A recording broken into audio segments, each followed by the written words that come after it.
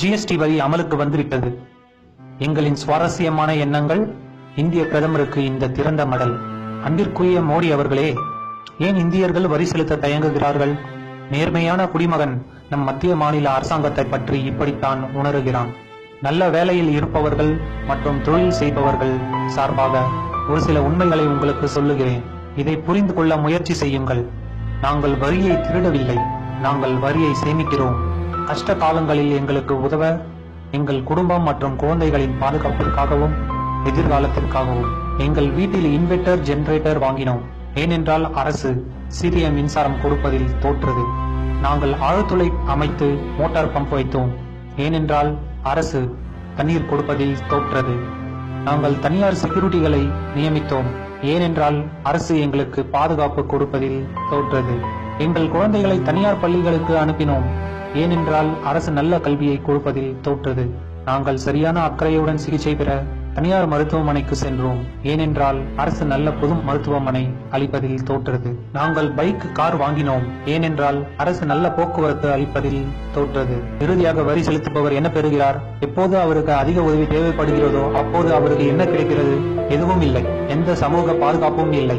அதற்கு மாறாக அவருடைய கடின உழைப்பால் உருவான செல்வம் அனைத்தும் அரசால் இலவசம் என்ற பெயரில் வீணடிக்கப்படுகிறது, கொள்ளையடிக்கப்படுகிறது. இதற்கும் மேலாக எங்கள் வரி பணத்தை வைத்து அரசு என்ன செய்கிறது? நீதிமன்றம் திறக்கிறது. ஆனால் வாழ்க்கை முடியும் வரை நீதி வழங்கப்படுவதில்லை. காவல் நிலையம் திறக்கிறது. அது அரசியல்வாதிகளுக்கு மட்டுமே வேலை செய்கிறது, பொதுமக்களுக்கு இல்லை. மருத்துவமனை திறக்கிறது. எங்களுக்கு அங்கே நல்ல சிகிச்சை அளிக்கப்படுவதில்லை. ரோடு போடுகிறது. அதில் 90% பணம் கொள்ளையடிக்கப்படுகிறது. முடிவில்லாத பட்டியல். மேற்கத்திய நாடுகள் போல் இந்திய அரசும் இதையெல்லாம் சிறப்பாக கொடுத்தால் யார் ஒருவரும் ஏன் வரி செலுத்த தயங்குவார்கள்? எங்கள் அனைவருக்கும் தெரியும், எங்களிடம் வசூலிக்கப்படும் வரியில் பெரும் பங்கு அரசு அதிகாரிகளாலும் அரசியல்வாதிகளாலும் உண்ணப்படுகிறது. லட்சக்கணக்கான கோடிகள் வெளிநாட்டு வங்கிகளில் பதுக்கி வைக்கப்பட்டுள்ளது. ஒரு உற்பத்தியாளர் 2 முதல் 10% வரை லாபம் வைத்து வேலை செய்கிறார். ஆனால் அரசு அதன் செலவை சமாளிக்க 30% வருமான வரி, 28% ஜிஎஸ்டி வரி கேட்கிறது.